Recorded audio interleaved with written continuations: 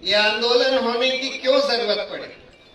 क्योंकि सरकार ने बगैर उनसे बात करे, बगैर राज्यों से चर्चा करे, बगैर पार्लियामेंट में डिस्कस करे, बगैर पार्लियामेंट्री कमेटी को रेफर करे और बगैर वोटिंग के 3 ऐसे कानून पास कर दिए जिसका मकसद है किसानों और किसानी को बड़े बड़े उद्योगपतियों के हाथ में दे देना।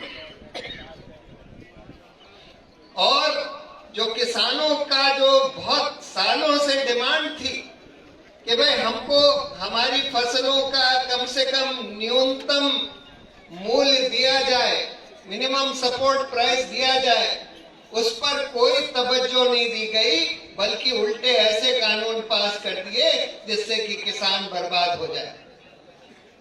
और इसलिए इतना बड़ा आंदोलन इस देश में खड़ा हो गया और खासकर पंजाब और हरियाणा के लोग उस आंदोलन के रीढ़ की हड्डी हैं।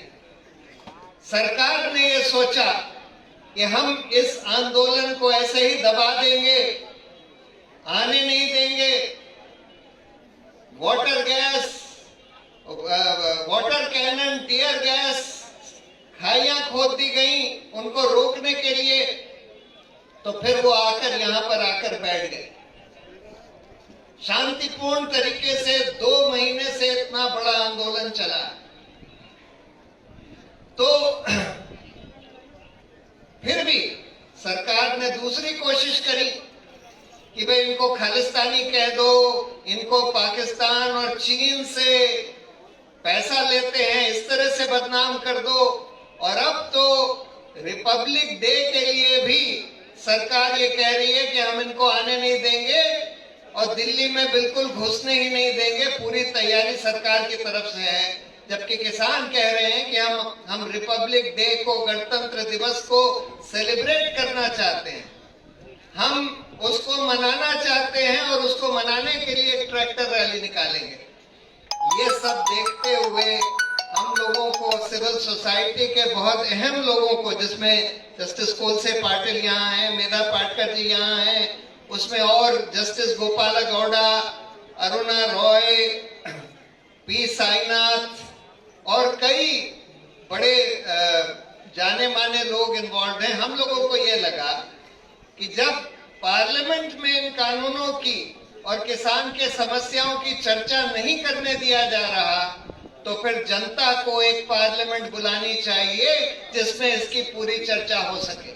और इस पार्लियामेंट में हमने सारे एमपीज और फॉर्मर एमपीज को न्योता दिया और कुछ पॉलिटिकल लीडर्स को न्योता दिया, किसानों के लीडर्स को न्योता दिया, किसानों को न्योता दिया और कुछ एक्सपर्ट्स जिन्होंने इन कानूनों का, एमएसपी के मुद्दे का अध्ययन किया है, उनको भी न्योता दिया कि आइए हम लोग यहाँ जहाँ पर किसान बैठे हैं उसके नजदीक में गुरु तेग बहादुर मेमोरियल पर इन कानूनों की, एमएसपी के मुद्दे पर और जो सरकार ने जो बर्ताव किया है किसानों के साथ, उसकी खुली चर्चा करेंगे। और इसके लिए ये 2 दिन का आयोजन यहाँ पर किया गया है। लेकिन ये किसान संसद आखिरी किसान संसद नहीं है, ये तो शुरुआत है एक प्रक्रिया की जो इस देश में, पूरे देश में चलनी चाहिए, जहां पर किसानों के महत्वपूर्ण मुद्दे, जो उनकी कठिनाई है, जो उनकी जरूरतें हैं, उन पर खुली चर्चा हर राज्य में होनी चाहिए, हर डिस्ट्रिक्ट में होनी चाहिए। और हम उम्मीद करते हैं कि इस संसद के बाद ये पूरा दौरा शुरू होगा जिसमें कि किसानों की जनता पार्लियामेंट, जन संसद हर राज्य में, हर डिस्ट्रिक्ट में लगेगी, जहां पर किसानों के मुद्दों की खुली चर्चा होगी।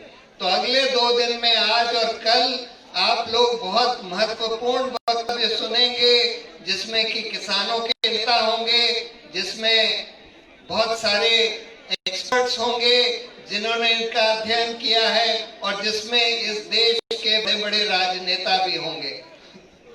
इसी के साथ मैं आप सबको इन 2 दिन की बैठक में वेलकम करता हूं।